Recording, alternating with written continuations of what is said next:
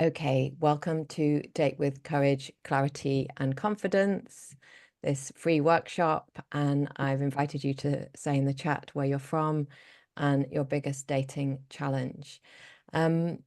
Before I carry on, I'm just going to explain to those of you who don't know, I fell over in Greece last week on holiday and landed on my face. So I have a cut lip and a bruised cheek.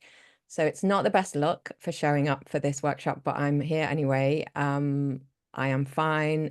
I just don't look very good.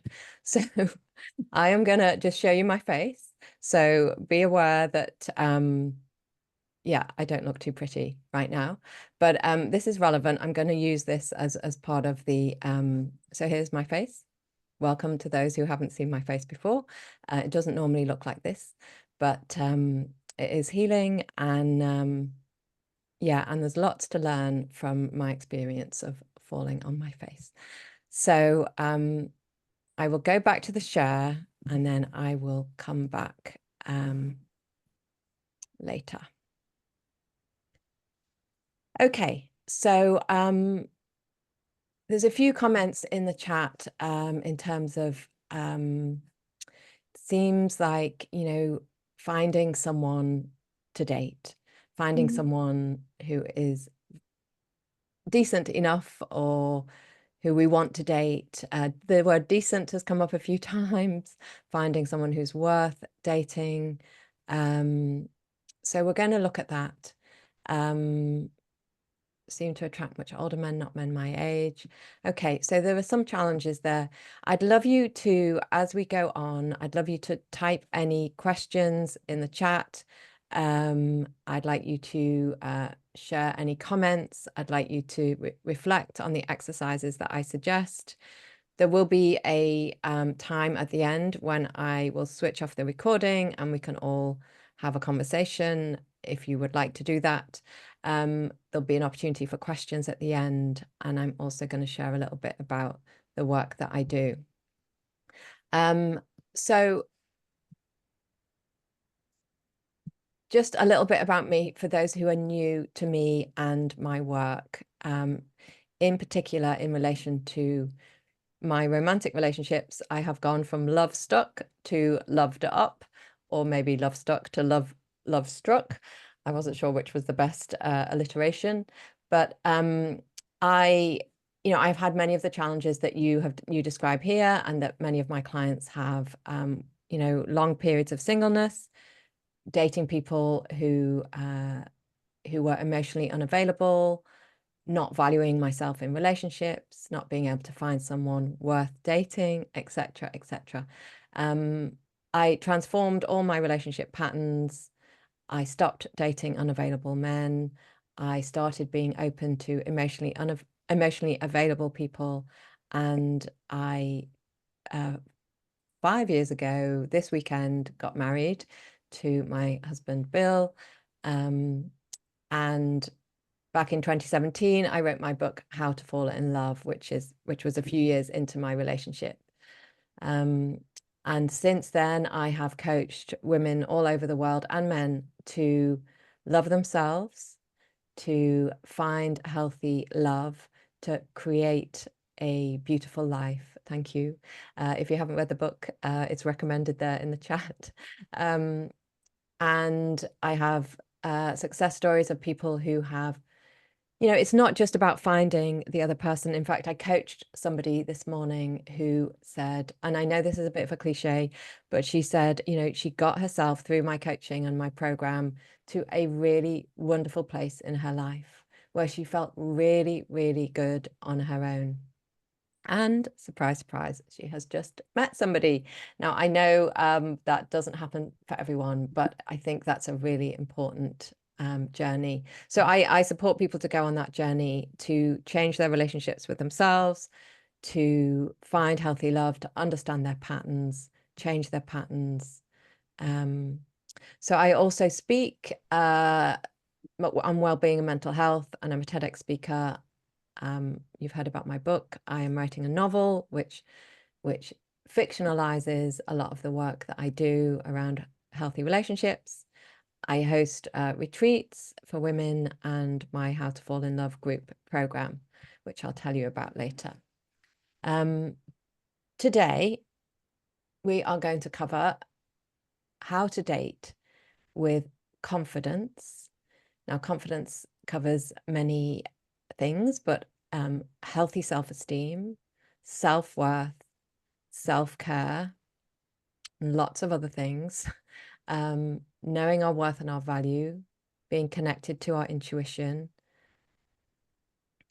having healthy balance, knowing that we're lovable. So we're going to look at confidence. We're going to look at clarity. So this is so important, being clear about our patterns, being clear about our fears, being clear about our core beliefs and whether they sabotage us, being clear about the kind of partner we want to be with, and being courageous. So being aware of our fears, understanding how our fears can sabotage our relationships, and knowing how to face our fears and how to get the support that we need. So this is what we're going to look at today. And just to let you know, I've just muted everyone, but at any point you can unmute. Bear in mind that you will be recorded if you unmute, but you're welcome to do so, or you can type at any point in the chat. So the workshop is called Date with Courage, Clarity and Confidence. I'm going to do it backwards. I'm going to go with confidence, clarity and courage. So that's where we're going to go. And this is really important information that I'd love you to really think about and take away. And this is a lesson that I've just learned on holiday when I face planted on a tennis court. What do I need versus how can I belong or attach? So I just want to talk about this before I go into the courage, clarity, and confidence, because this for me is the overarching message that we want to take on board. So what do I need versus how can I belong or attach?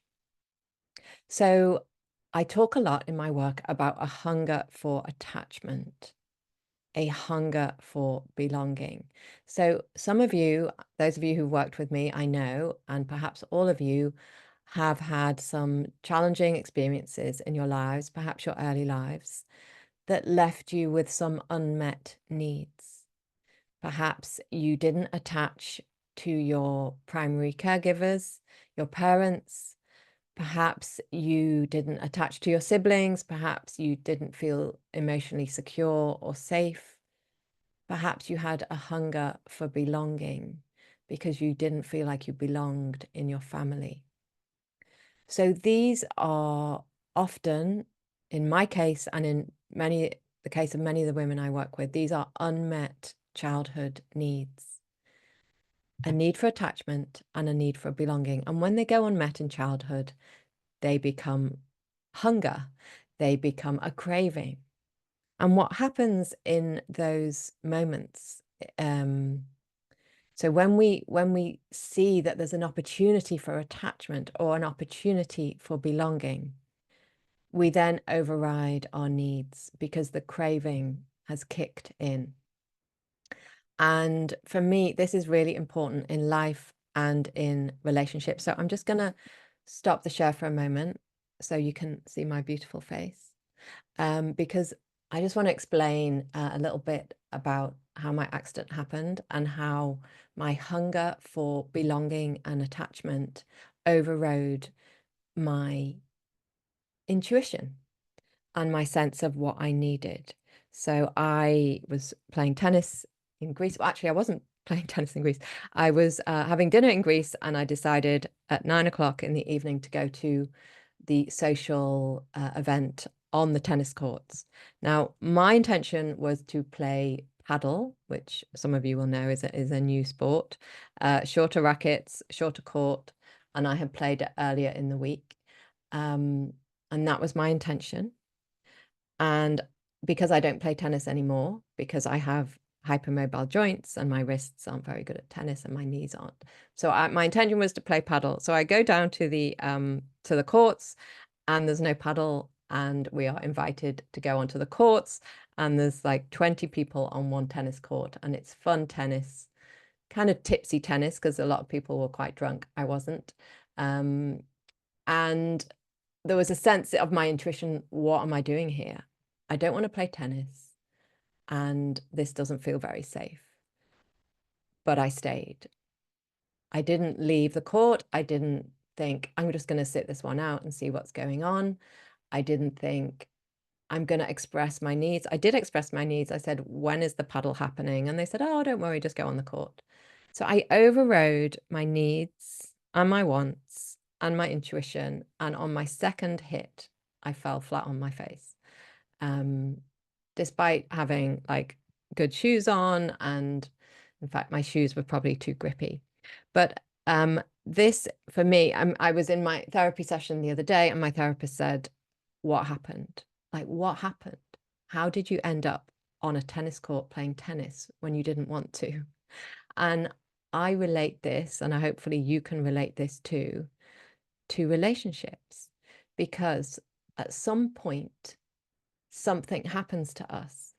We have an intuitive thought of, I don't think this is right, or I don't like how this person is speaking to me, or this doesn't feel good. We have an intuitive thought, or we think, oh, I need to express my needs and wants here. And we don't do it. We don't do it because we are hungry to attach to that person.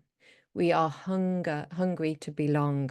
In my case, I was hungry to belong. There was a group activity, and I wanted to belong to that group. And, this is why we have to do the inner work first, because, I do belong now. I have a husband. I'm part of my little family. But that doesn't satisfy the hunger for belonging, because it's on the inside. So, and just like if I would have had a baby, children, I might think that that's going to satisfy my hunger for family and my hunger for belonging, but it's on the inside. It might take the edge off a little bit, but it's on the inside. So I hope that makes sense to you, that what do I need versus how can I belong? How can I attach? And the how can I belong? How can I attach is a very sort of frantic, impatient energy. And I was feeling a little frantic and impatient at 9:30 at night on the tennis court. It's a very, how can I get my needs met here? Whereas being in touch with your needs and knowing what you need is a more grounded and rooted energy. And then we can go, okay, I'm in a situation and this situation isn't right for me. Now, I share this. I know some of you might be just starting out with dating and you don't know where to find somebody, and we can talk about all this. But as those of you who know my work will know, that my work always goes really deep. I am a trauma-informed coach. I understand childhood development, and I understand how our childhoods impact our relationships in our present. So I'd love you to think about, whenever you're interacting with anyone, if you are dating, if you're interacting online, if you're interacting face to face, I would love you to think, what do I need? What do I need?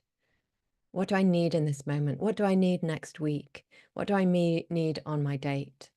Versus, how do I attach to this person? How do I get my need for belonging met? So I'd love you to think about that. So I'm just going to go back to the screen share. So the way to manage this, and it takes time, but we want to satisfy our own hunger for attachment as best as we can. We obviously can't totally fix it, but we want to satisfy it as much as we can. So if I have a hunger for attachment, I need to find healthy attachments in my life. Healthy attachments. Good friends, a good coach, a good therapist. If I have a hunger for belonging, I need to find healthy ways to belong. That starts with belonging to myself. And that might be a rather nebulous concept, but it will mean different things to different people. I belong to myself. And I satisfy that sense of belonging in healthy ways too. So I belong to a choir, I might belong to a walking group, I belong to a friendship group. And then we want to find the courage to prioritize our needs. So just think about the hunger for attachment, hunger for belonging, and maybe you want to share about this in the chat. When has that happened for you? Has a hunger for attachment or a hunger for belonging overridden your intuition about what you need in that moment? And a simple example for dating would be somebody suggests that you meet, at 8 o'clock at night for dinner. That doesn't meet your needs because you go to bed at 9 and you actually want to meet at 6 for a walk around the park. But because you are hungry for attachment or hungry for belonging, you say, all right, then I'll meet you at 8 for dinner. And that's the start of a slippery slope. That's when we have overridden our intuition. We have subordinated our needs. And we are then in a relationship or in a situationship that where we've got off on the wrong foot. Just like me with the tennis, got off on the wrong foot, fell on my face, didn't listen to my needs. So let me just see. I think, oops. What do I need next week? Yeah, I've just been trying it in the now or when things feel off. Still learning and easily forgotten, overridden. Yeah. And we can think about this in terms of our life, in terms of our self-care. As you know, if you've worked with me before, having the foundation of healthy self-care, connection to self, connection to needs and wants, connection to intuition, that is the starting point for a healthy relationship. And this is the slippery slope. So I coach a lot of women through my one-to-one and through my groups. And often people end up in situations that aren't good for them. And they didn't see it coming. But I pretty much guarantee that there was a slippery slope. There was a moment on that journey into that relationship or before that date where we overrode our intuition, where we undervalued ourselves, when we didn't speak our truth. There was a conversation in my group, my How to Fall in Love group, around, if somebody is calling you honey or dear or love right at the start, does that feel good to you? Or do you want to set a boundary there and say, actually, please don't call me that at this stage? Do you let it go? Do you give it a bit more time? Do you but how many times have we thought, oh, I don't like that, but I won't say anything. I won't say anything because I actually really want this to work out. I really want this to work out because I'm hungry. I'm hungry for attachment. So just think about the slippery slope. Think about experiences that you've had, dating conversations, relationships that you've had, where there has been a moment when you might have undervalued yourself, not treated yourself as valuable, overrode your intuition, all those things. And this is the crossroads moment. when we want to listen to ourselves, when we have a choice. We listen to ourselves or we ignore ourselves. We speak up or we stay silent. We do things differently or we continue as we've always done things, which may not have yielded the best results. So there's always a crossroads moment or a number of crossroads moments where we may not, where we override what we know is good for us. And I just, I know that dating, and we will talk now about a bit more about dating, but I know dating and dating online is really hard. And I know some of the conversations that just go nowhere. But I would encourage you to always think, at what moment did I override my intuition? Was it when I agreed to speak to this person in the first place? It's a tricky balance because I also recommend that we give people, a little bit of the benefit of the doubt, that we don't judge, that we don't rush to judgment. But I have coached so many women who have been on a date where the man has said something really not very flattering and they haven't set a boundary, they haven't spoken up, they have let it slide. And that is the start of the slippery slope. So I wanted to share that at the beginning because it relates to my lip and my injury. And also, I think often the things that I learn in my life are the things that I need to pass on to my clients. And, asking what do I need versus am I hungry for something here is for me a really valuable lesson that I hope is valuable to you too. Oops, where was I? Confidence. Okay. So date with courage, clarity, and confidence. So I'd like you to, if you can type, I'd like you to type in the chat, but before you do so, I'd like you to be really honest with yourself. How confident do you feel in yourself when it comes to dating, finding love? How valuable do you feel as a person deep down? How worthy do you feel of having a healthy and loving relationship? How lovable do you feel? And I hope, and I know many of you have done lots of work on yourself, so I hope there's some positive answers. But this is about being rigorously honest with ourselves. And I'll talk in a moment about those deep self-worth wounds that sit beneath the surface. And so we might think, oh, I'm pretty confident. I speak in public, I do a good job, I show up, I go out, I'm sociable, I'm pretty confident. I value myself, but what do I feel deep down on the inside? How worthy do I feel? How lovable do I feel? And the last question, how hopeful do I feel, might be a little bit of a different answer, because I know a lot of people are a little bit downhearted about finding a healthy relationship. My job is to try and change that. But you might want to answer that as well. So I can't obviously see whether any of you are typing, so I hope some of you are. So just think about confidence. I'm gonna just pop this. So how confident, how valuable, how worthy, how lovable do you feel? How hopeful?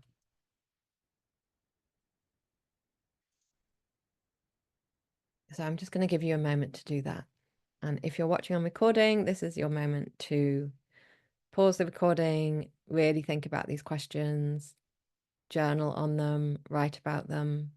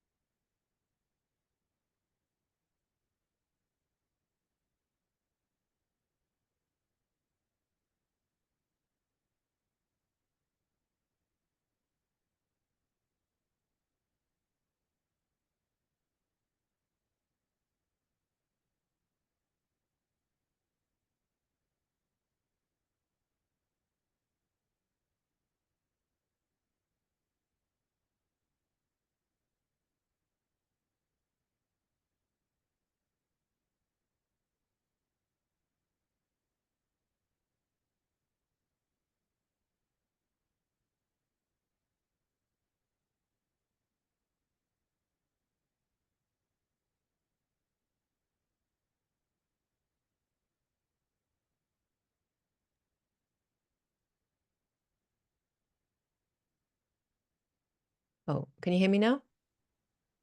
I might have, Yeah. sorry, I muted my microphone when I was drinking water. So yeah, so I'm not sure how much you heard, but I see there's some good confidence and feeling worthy and valuable. Maybe you want to share a little bit more about that hopeful, how you got to that rating, what's going on there. I know you obviously, so I know some of the struggles, but you might want to just share a little bit more about that level of hopefulness. Someone shares that they don't feel good enough. Now, that is so important, very common amongst women I work with. Not so much, this is kind of hidden beneath the surface, and it takes some time to understand how we truly feel. And it's really important to understand if we have that not good enough message going on. Because as you know, if you don't feel good enough, how are you going to um, attract someone who will value you? We teach people how to treat us. So if I treat myself as valuable, then people will treat me as valuable. If I believe I am enough, people will believe I am enough. So that is the absolute starting point. And anyone who doesn't feel good enough, I would suggest that you take a look at some foundational work first. So that if it's with me, that could be through my book or through my course, which I'll share about a bit later. But getting the foundations of self-esteem, self-worth in place is so important. Not confident that there is someone out there I can be with who will let me be myself. So that's very interesting. Does that come from your past experience? So one of the core beliefs some of us have is it's not safe to be me in relationship. I can't show up as my authentic self. My authentic self isn't lovable. If I show up as my true self, I will be rejected. Just think about the messages and where they have come from. And we'll talk about that again in a moment. Confidence about how to speak my truth as it can blurt out in a defensive way. Yeah, so working on that. So yeah, that comes with practice, as well as understanding what buttons have been pressed, the triggers. So I think it's the confidence part I'm struggling with. I get self-conscious when I like someone and feel as I'm getting older, I'm more conscious of physical changes. Yeah, I'm sure we can all relate to that. Especially me with my beaten up face right now. Which hopefully will go back to normal. But I guess remembering that just as we age, the other party will also be aging. And that I believe there is someone who will accept us for all that we are, with the aging bits and the imperfect bits. That has been my experience. And that once you have that connection, the rest of it doesn't matter. It really doesn't matter. Okay, so don't feel keen on the majority of the men who are on offer. Okay. So yeah, my philosophy with dating is, and I'm sure you'll agree because this is common sense, we can't change the market out there. We can't change the number of available people out there. And I hope that doesn't make you feel even less hopeful, but we can't change that. That's the bad news. The good news is we absolutely can change ourselves. And I know many of you have done work on this.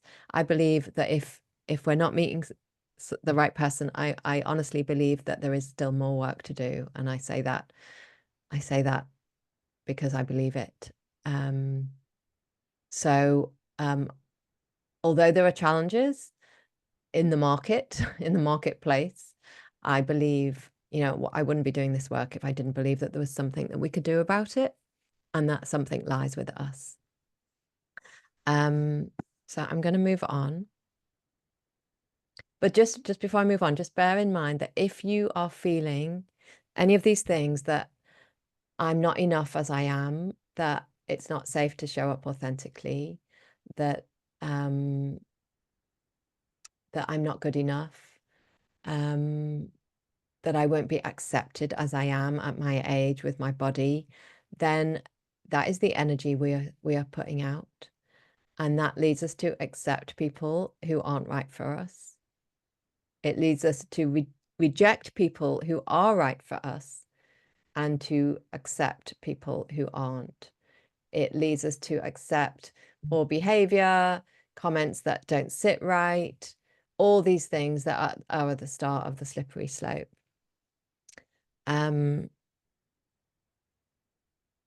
Okay.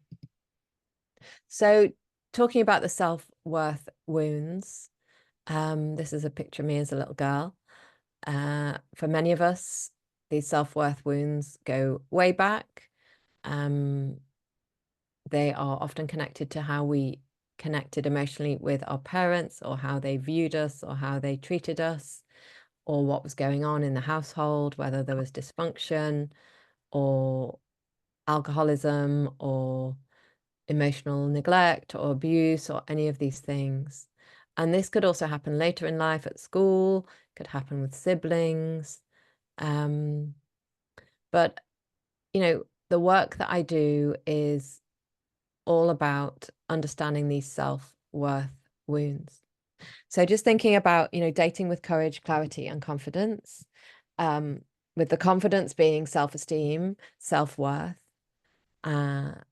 self-care, all those things, then if we have self-worth wounds, we really need to take care of them as best as we can. We're not going to be perfect, but we can be, we can work on this. We can work on our self-esteem. Self-esteem comes from doing esteemable things. So taking esteemable steps that value us, that treating ourselves as valuable all the time, giving ourselves what we need, what we deserve. You know, just thinking about some of you who I know well, you know, not working so hard, taking time out, speaking your truth in your friendships, in your relationships, pursuing your passions and your dreams, pursuing your creativity, setting yourself free.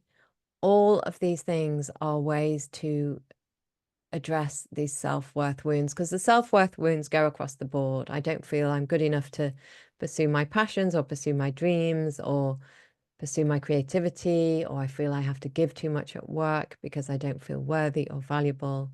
So it's so important to take a look at your self-worth wounds. And you might just want to think after this workshop, or you might want to pop in the chat. You know, you might want to identify your self-worth wounds if you have any. You know, I have and have recovered a great deal from all manner of self-worth wounds. So not feeling lovable, not feeling good enough, overcompensating through overworking, overgiving, people pleasing in relationships.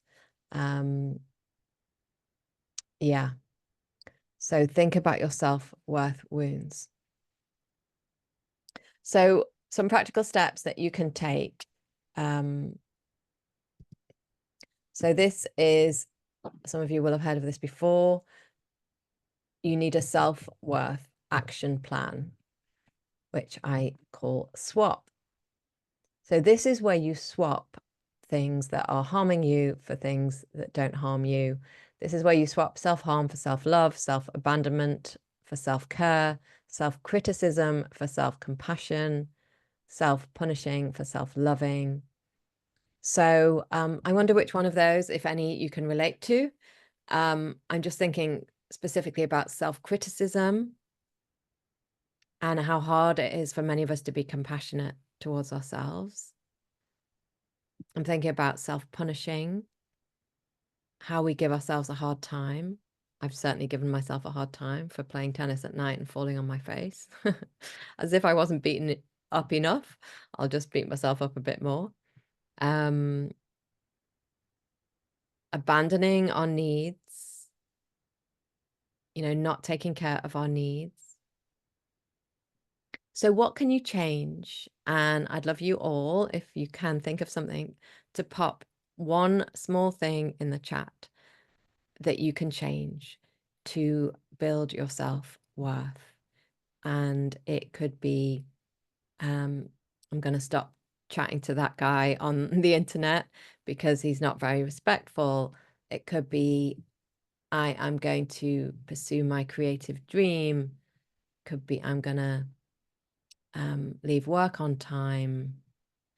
It could be, I am going to make myself feel better by some pampering or some clothes or, one small thing. I just stole that from the late, great Michael Mosley.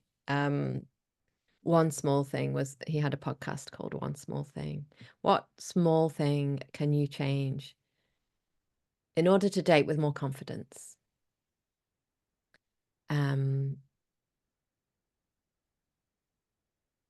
And actually, I can also apply this to hope. One thing can you change in order to date with more hope? Now, that might be a challenging question if you're not feeling hopeful, but what do you think you can change to feel more hopeful? So I'd love you to type any thoughts. What one small thing will you change in your self-worth action plan?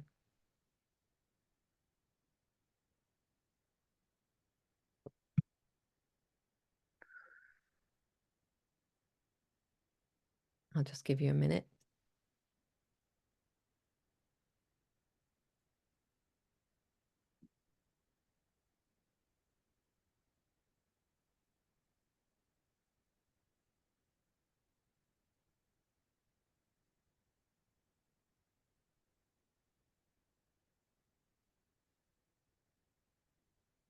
Okay, I will move on to the next slide and I will come back if I see any comments in the chat.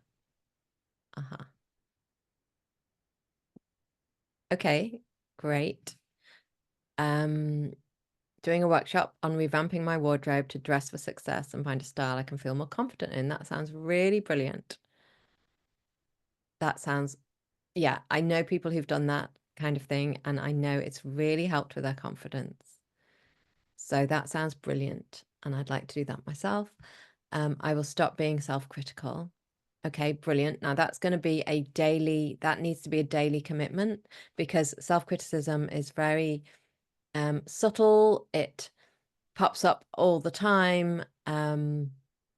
So you're just gonna be really attentive, because it's just there all the time. I find that it's there quite a lot. So we need to be really attentive, and we need to swap the self-criticism for self-compassion in the moment. Okay, appearance, lose some weight and buy nicer clothes. I like to change thinking about someone who hasn't shown interest. Hopism or hopium. Any tips? So what I understand from that is that you would like to stop thinking about someone who hasn't shown any interest, who you are perhaps thinking too much about. My tip for that would be to, and you might have done this already, would be to feel the feelings. Because I think when we are in some form of mental obsession or overthinking about someone, it's a flight. So those of you who have done my trauma workshops will know, one of our coping mechanisms to deal with challenging circumstances. Well, there are four. There's the fight, and there's the flight, and there's the freeze, and there's the fawn. And these are survival behaviors that we often learned in childhood to deal with challenging circumstances. So obsessive thinking is a form of flight. it keeps us away from the present, and its purpose is to stop us from feeling our feelings. So I would suggest that there are some feelings in relation to this person, or in relation to the fact that that there isn't someone who is interested in you. I'd suggest there's some sadness, some grief, some loss that might need to be felt. And rather than feel, the feelings are being pinned, rather the thoughts are sort of being pinned on this person. So I would suggest doing some journaling, trying to process some feelings. And that won't be just about this relationship. That will be perhaps some feelings of loss, grief about the past. I would suggest you try and get as present as possible and be aware that the overthinking is a way to escape the present. Always tired, need to go to bed earlier. Okay, so yeah, not sleeping enough is counterproductive. So how can you change that today, tomorrow? How can you do that? It takes self-discipline. It takes self-care.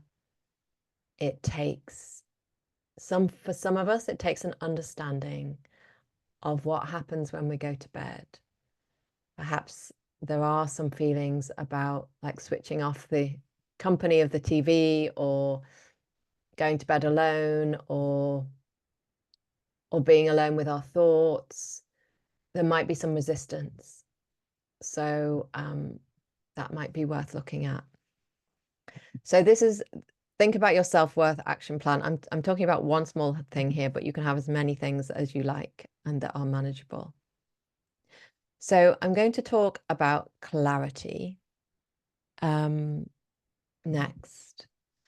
And just for those of you who are new, this is a kind of whistle-stop tour. Obviously, it's a free workshop. I'm trying to give you an overview of some of the really valuable things that I think make a difference to our dating experiences, but I don't have the time to delve really deep.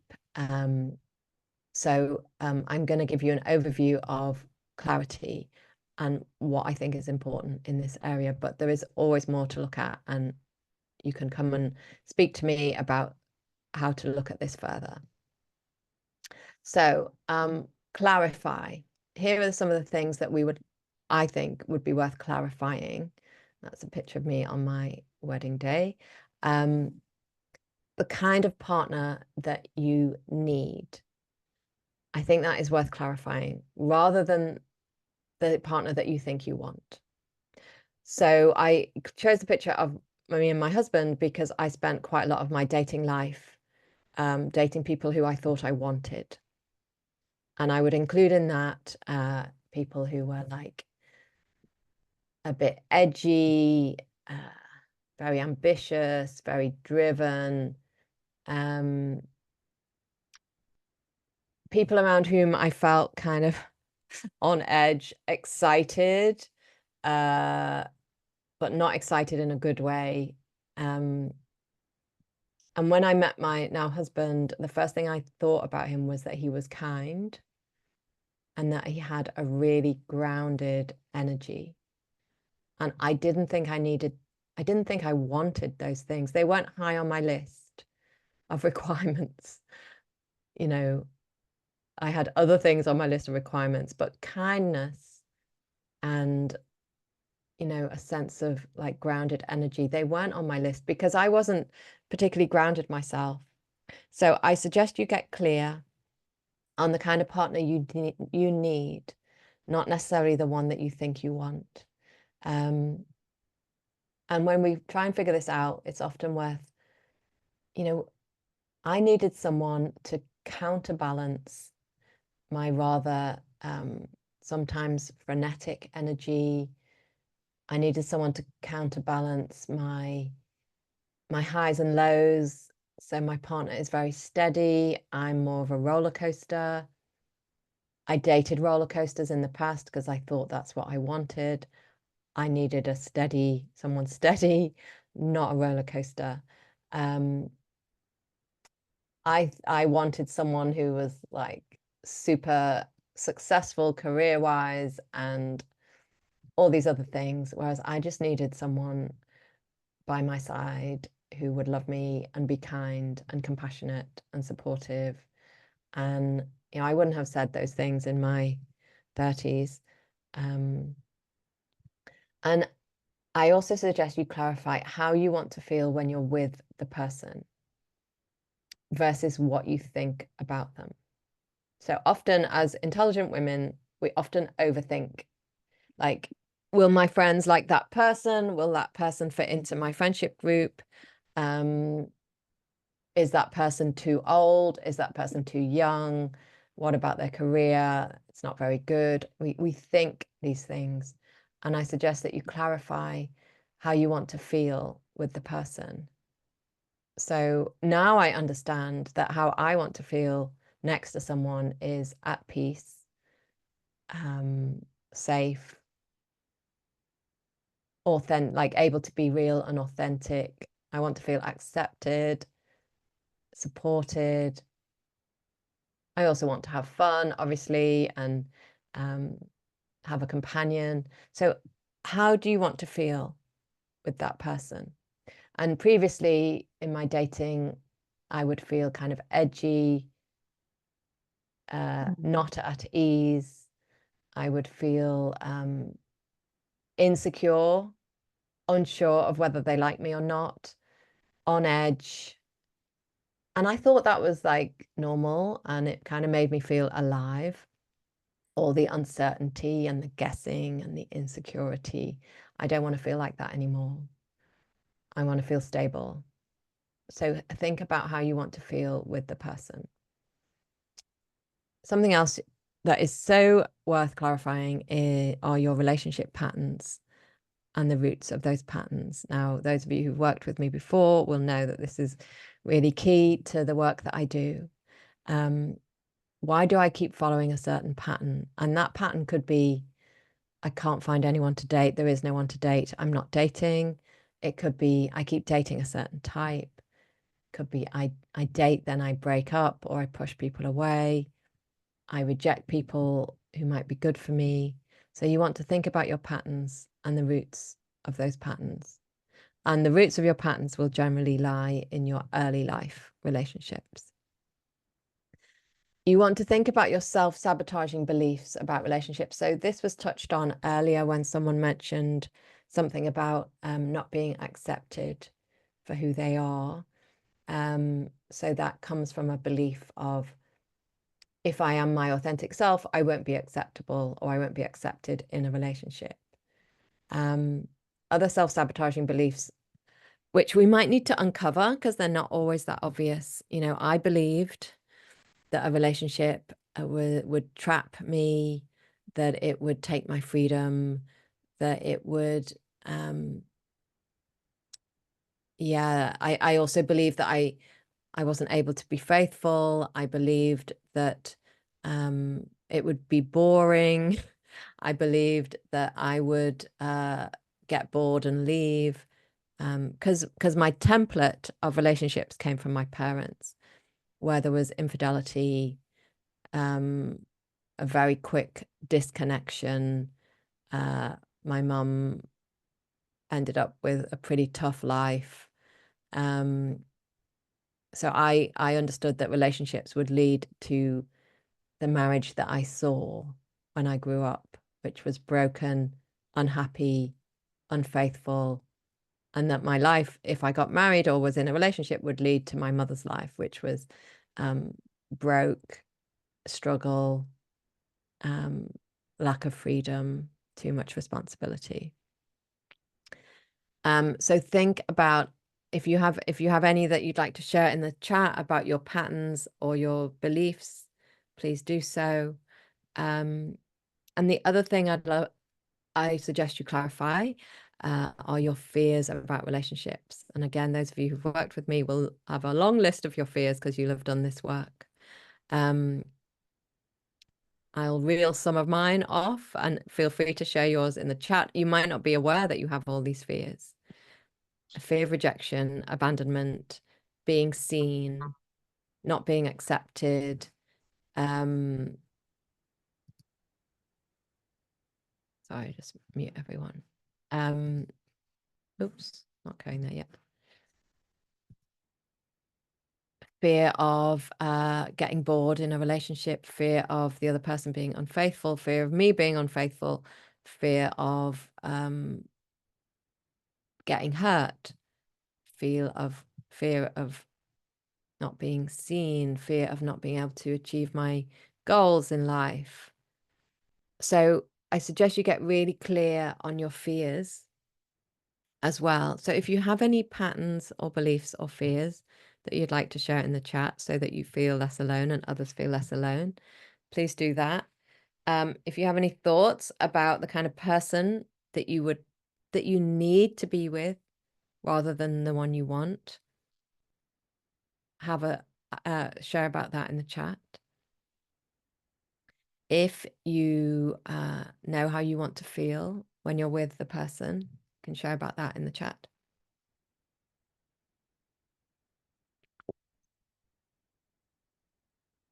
And all this is relevant to the dating stage, because you want to know, you want to really tune in, even at a messaging stage, you want to tune into how you feel. And I know it's hard over messaging, and I suggest you move quickly to video or meeting up, but you want to check in with how you feel. How do I feel when this person writes to me? Oh, I don't like that, what they've said, or I do like that, or sounds like they're interested, or they're being curious, or they're not asking me any questions. I don't feel seen. How do you feel?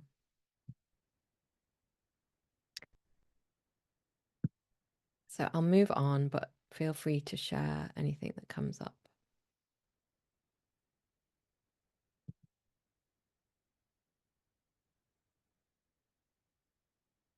So I'll just look at this in the chat. Okay. So my past relationships have often been with men who love being the center of attention. I'd like to meet someone who doesn't need to be that and brings a calm energy. Brilliant. That's really good to read, because what I take from that is, well, I very much hear what you need, which is a calm energy.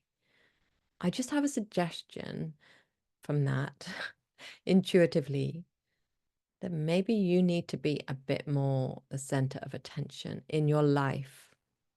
And I also know you, so I say this with some knowledge, but in the role that you play in your work, and I know that that isn't being center of attention.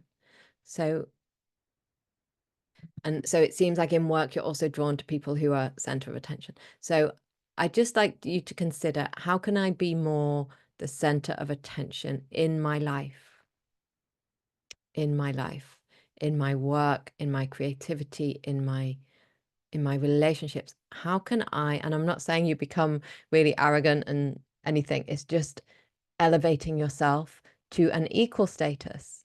So being more at the center. And I think the more you do that, the more you will attract people who don't need that themselves. Okay, yeah, so that's a good thought in the chat. It doesn't sound crazy to me at all. I worry that being in a relationship will mean I won't be able to do what I want when I want with whomever I want. And so there's some fear there of restriction, of being restricted, of losing freedom.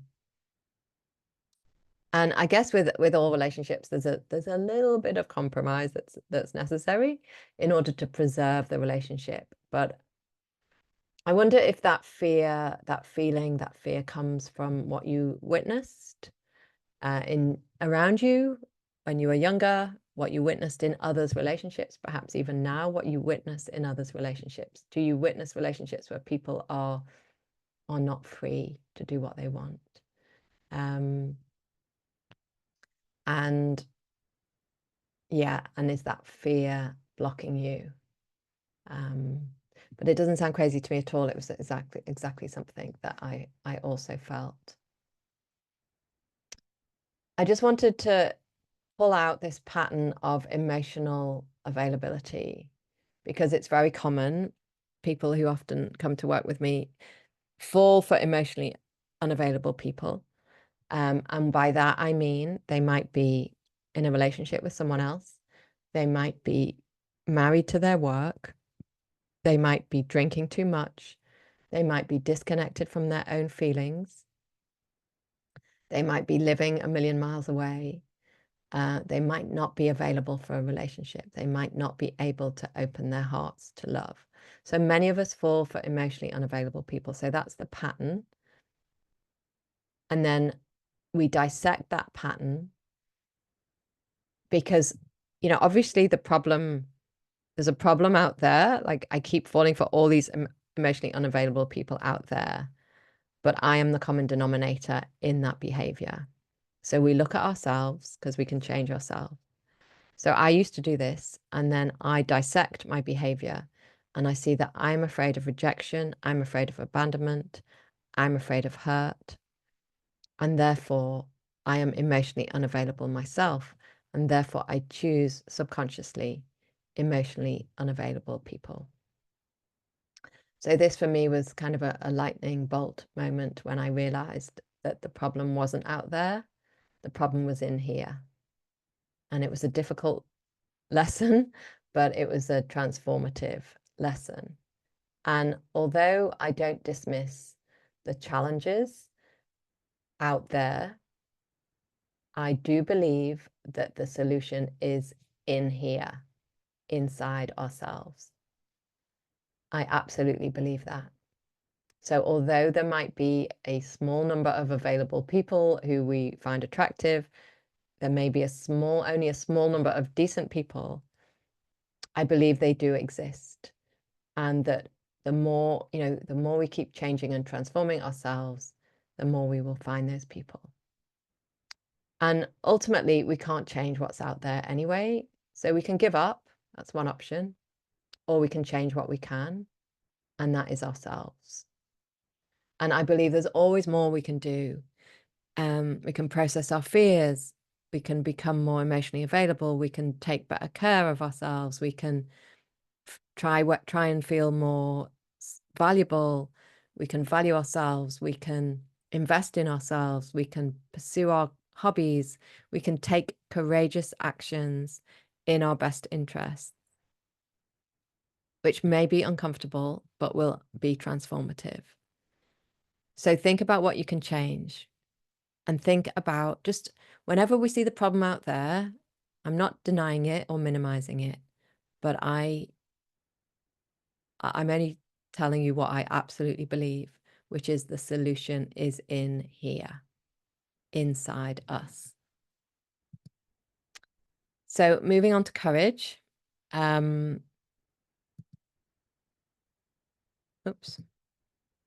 And keep sharing if anything resonates for you. Courage obviously is related to our fears. So we want to know our fears. So a lot of the work I do is about taking kind of an inventory of our fears, understanding our fears, knowing where they come from, seeing how many there are. I had no idea that I was afraid of all these things. So understanding our fears and then facing them. So the work I do, it goes very deep. It's because I do believe that the solution is in here. We can talk about how to send better messages, or what apps to use, or how many groups to join, or how many meetups to go on. And that's important. And we want to follow through on the promises we make to ourselves. We want to make time for our social lives and for meeting people. But none of that will work.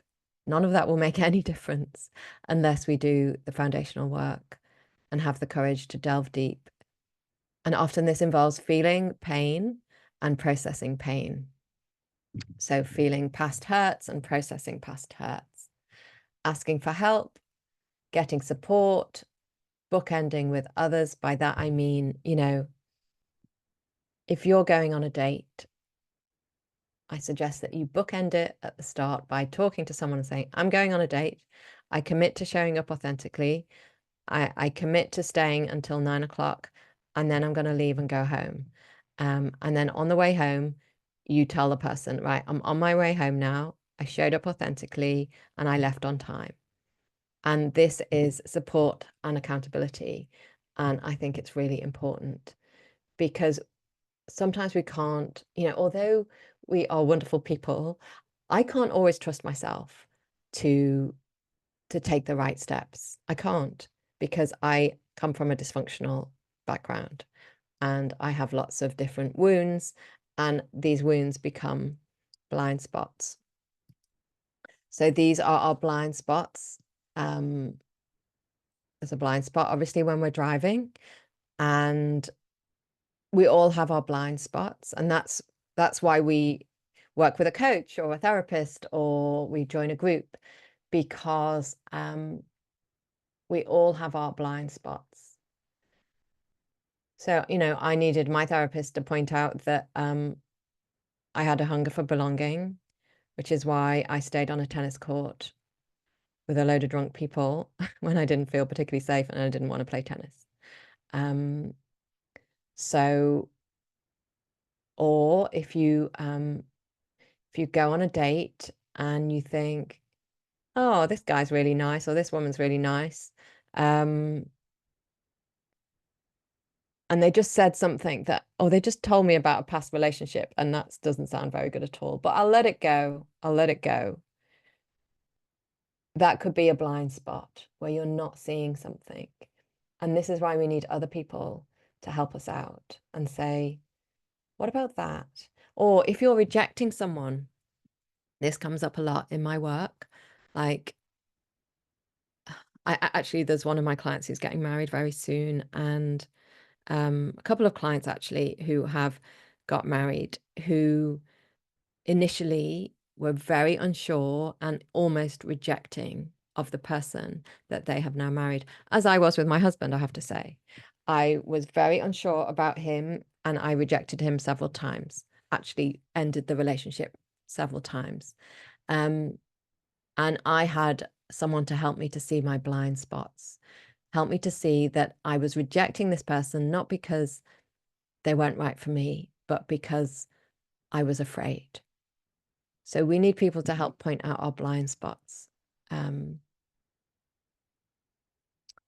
me see what comes next. So getting support with your blind spots. This is a photo from one of the retreats that I have run here on the beach in Dorset. So when you get support with your blind spots, rather than ignoring your intuition and overriding it, you will be able to follow it. You'll be able to listen to that wise voice inside.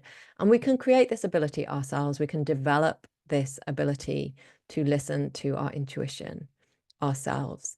But in order to develop that ability, we often need some support initially. We need to be surrounded by people who are walking a similar path, who are on a similar journey. If with support you can end that dating with a craving, which I often say dating with a craving is like going supermarket shopping when we're starving. We'll just choose anything, we'll put anything in our basket. And then you will go dating feeling grounded and full. So not empty, not craving, but full, not perfect. If you want to have a relationship, that's entirely legitimate and it's a longing and it's there. And I had it too. So it's entirely legitimate. The problem is when it turns into a craving that totally blindsides us and means we override our intuition. So when you get support with this, you are no longer blind to your patterns, but you are aware of your patterns. So maybe some of you just today have become a little bit more aware of your fear, of your patterns and your fears. So you go from being unaware of your fears to being mindful of your fears. And the other thing about dating sometimes is it can feel very isolating and we can feel alone. And I would love you to feel supported and connected. Um, so you deserve to be supported. So I'm just going to pause the recording a little bit, and I want to invite you. Sorry, not the recording. I'm going to stop the share. I just want to talk a little bit about,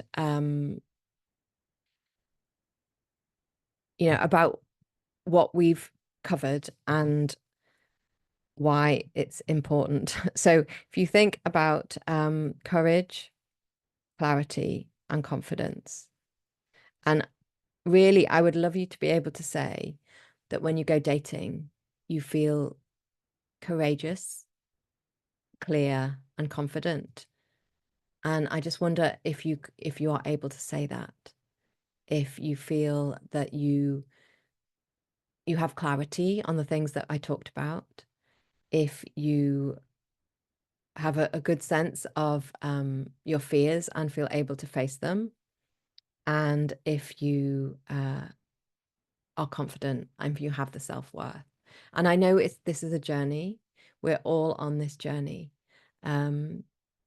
So we don't have to be perfect. We don't have to be 10 out of 10 before we go dating. But, those of you who know me will know that I talk about we have to have our foundations in place, because otherwise we go dating and we have a bad experience because we've overridden our intuition and we have a bad experience. And that teaches us that dating isn't fun, that dating hurts, that things will always turn out the same. We become hopeless. And also that happens, I think, when we go dating alone. So my experience was, I did loads of work on my foundations. So I had to heal an eating disorder. I used to binge eat and starve. I had to actually walk away from my career as a political journalist because I was burning out. I was giving too much. I was exhausted. There was no time for my personal life. So I had to change that. I had to find a new balance in my life. I had to pursue my creativity and start my blog and start writing my book. That was part of the jigsaw puzzle that became the person who was able to find a healthy relationship. I had to reconnect with my hobbies and the things that I love and the outdoors and playing sport and cycling and swimming and all those things, because I had to sort of get back in touch with who I was at my core and what I love doing. So for some of us, we need to go on this journey, this transformational journey, before we can date with courage, clarity, and confidence. And then what I also did was I got a load of support when I went dating, so that when I wanted to date someone who wasn't good for me or wasn't respecting me or wasn't valuing me, instead of going ahead, I would check it out with others, and they would spot the blind spots. They would look at my blind spots and say, Catherine, I think you missed this. I think you missed this. I think you need to value yourself in this relationship. And when I rejected those who were good for me, like my now husband, I needed someone to call out my blind spots and say, Catherine, I think this is your fear. I don't think this is your choice of, oh, but he's not good enough. I think this is your fear. So I had someone to call out my blind spots. So I'd love you to sort of think about your confidence, encompassing all those different things: self-worth, self-esteem, self-care, how I look, how I feel, how I show up. And this does include the hope. And, I hope that you're here because you still have hope, because I believe there is hope for absolutely everybody. And I believe some of the solution is out there in the world in terms of the dating apps that we choose, the conversations that we have, the groups that we join, the events that we go to. Some of the solution is out there, but the most of the solution is in here, inside us. And that is something that we can really do something about. So think about your confidence and your self-worth. Think about your self-worth action plan, what you need to swap. Get clarity on who you need to be with and what you need in a relationship and how you need to feel, and get really clear on your fears and how your fears lead into your patterns. So I'm afraid of emotional intimacy, or I was, because my first experience of emotional intimacy with my dad was rejection, abandonment. He moved out, parents divorced. So I don't want to do that again. So I am then drawn to emotionally unavailable people, or I run away from the emotionally available ones. So get really clear on your fears and then get some support to address those fears. What I'd like you to do is think about any questions or reflections or comments that you'd like to ask. Put them in the chat initially so that I can answer them on the recording. And then I am going to, for the last few minutes, switch the recording off.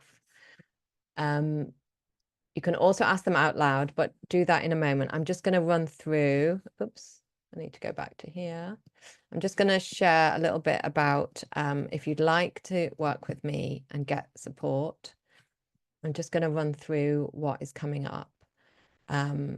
This is actually from one of my retreats in Turkey. Unfortunately, I don't have a Turkey retreat coming up, but that will be in the future.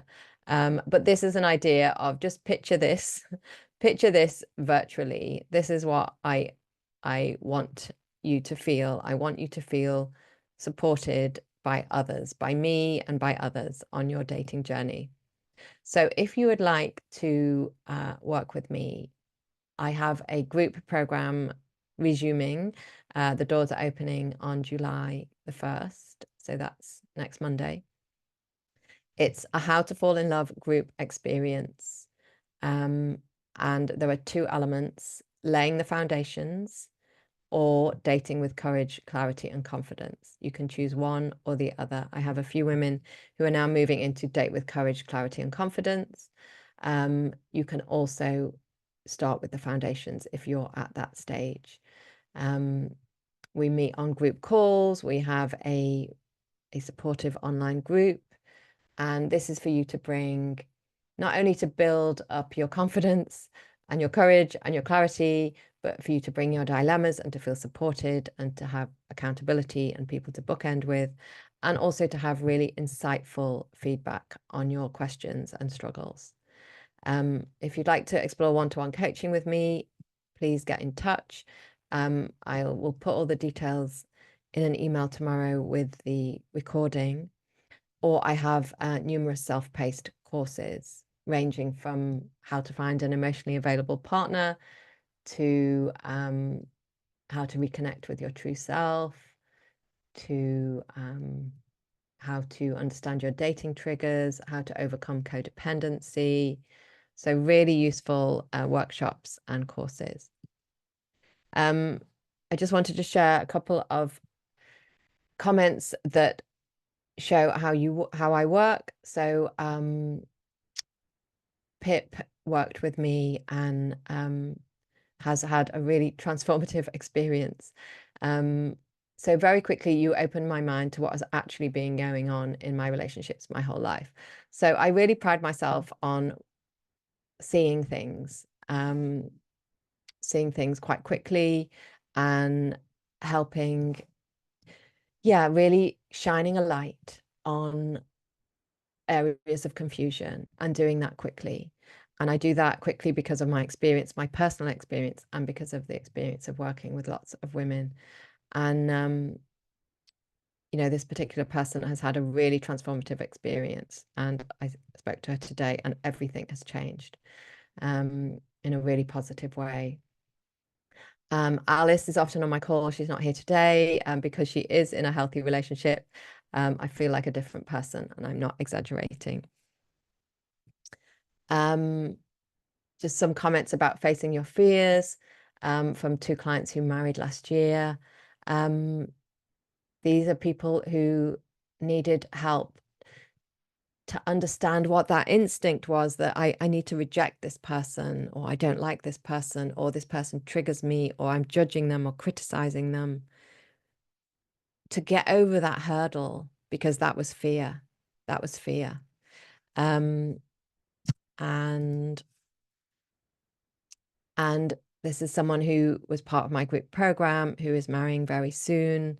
I dated with far greater awareness. It was like running a race, having had a coach show me how to run effectively, encouraging me to put in the training, and with a bunch of people cheering me on from the sidelines, picking me up when I tripped. So, yes, and I believe that working with investing in yourself and in my programs or in my coaching saves you time, money, energy, and heartache. So Joyce says, amazing value for money. Again, you know, Rachel's comment, we've got to the bottom of stuff that I've never been able to understand before. I pride myself on that. And I learned so much. You pointed out things to me that I hadn't figured out in all my years of therapy. I pride myself on that, on really getting to the bottom of things that you haven't been able to figure out before. So this program, yeah, my next group program, or the doors open on July the 1st. I know there's a few questions in the chat, so I'll answer them now. I will send all the details in an email, and I can also show you them when I stop sharing. So you can either join for 3 months or 6 months. And it includes group coaching calls, so 2 or 3 a month. There is a question. I'm continuing with Tuesdays at 5 p.m. UK time. So that's twice a month on a Tuesday at 5 p.m. And I will add in a lunchtime call for those of you who can join. They will all be recorded, all the group calls. So in the container, can you clarify there's a workbook and videos to work through as well as the group monthly support call and Telegram? Yes. So in the group program, it's not so much a workbook, it's a continuation of worksheets. So every day there's a video or a couple of short videos, and there's a worksheet or two to look at. And you can either print those off, or you can just use your journal and journal your answers, and then you have an online community where you share your experiences. And I know some women here have been part of my online community, and it's really lovely to see people supporting each other. You know, even if you're sort of dating at 10 o'clock at night, there might be somebody who's able to help you if you just post something in the group. I'll show you the prices in a moment on when I stop sharing. So yeah, if there are any more questions, pop them in the chat. I'm going to stop the share here. What I'm going to share now is just a little bit of information about the coaching group. 2 things. And then I'll switch the recording off. So these are my this is my suite, my library of self-paced courses. They are low investment, high value. That one is free. Managing anxiety at work. It's a slightly different topic, but these are, you know, I believe they're really high value and low investment.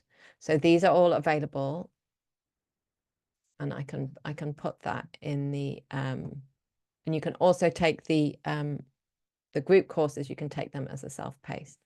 So let me put that link in the chat in case anyone wants to go there. And then I will put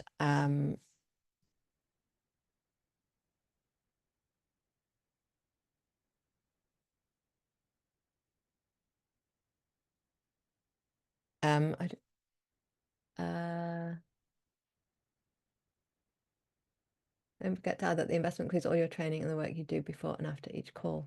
Absolutely. Thank you. Yeah. Thank you for that reminder. This is the group program. I'm going to put this in the chat. There's a lot to read. It lets you know. This is my Foundations for Love formula, which underpins laying the foundations and date with courage, clarity, and confidence. There's some testimonials. there is, so your investment is, there's some video testimonials. It tells you the various stages of the course. And you can either invest for 6 months and you will receive 2 bonus coaching calls if you'd like to invest for the whole journey, or you choose a 3-month program, which can be laying the foundations or date with courage, clarity, and confidence. And that's your investment. And it includes any payment in advance, includes the one-to-one call. And you can read about some more testimonials and what you will benefit from. So I'll put all this in an email. I know it's a lot to take in, but also the modules are all laid out there for you. And I know that this requires investment, but I would like you to think, where's the investment? I would like you to think about how much time and effort and heartache and money you might have spent on your journey to love so far, and if you would like to change that. And I have said in the past, stop the share now. I have said in the past that, you know, I am not on the highest of salaries, and I invest about £3,000 a year in my personal development and growth, and have done for the last 10 years. And over those 10 years, I have transformed my career, walked away from my job as a political journalist, started a coaching business, written a book, written a novel, moved out of London, moved to the coast, bought a house with my partner, married him, got a dog. So I believe in investing in my transformation. And I will continue to do that every month, probably for as long as I go. So that's I'll wrap up there. If you have any other questions, what I'm going to do is I'm going to switch off the recording. Thank you for those watching on catch up. Thank you for those who are still here, and you are welcome now to unmute and ask any questions. So I'll switch off the recording. I almost ended the thing by accident. There you go. There it is.